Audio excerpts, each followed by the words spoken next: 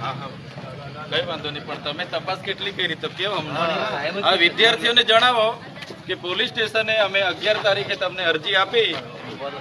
ના ના, અમારા વિદ્યાર્થીઓને તમે જણાવો કે તમારી તપાસ કેટલી આવી, અમારા વિદ્યાર્થીઓને ઓરિજિનલ ડોક્યુમેન્ટ મળશે કે કેમ, અમારા વિદ્યાર્થીઓને સ્કોલરશીપ મળશે કે કેમ, અમારા વિદ્યાર્થીઓને પરીક્ષા આપવા દેવામાં આવશે કે કેમ, અમારા વિદ્યાર્થીઓને કોચિંગ તાલીમ મળશે કે કેમ, એ તમે પહેલા જવાબદારી લો, પછી જ અમે અહીંથી ધરણા પર ઉઠવાના છે.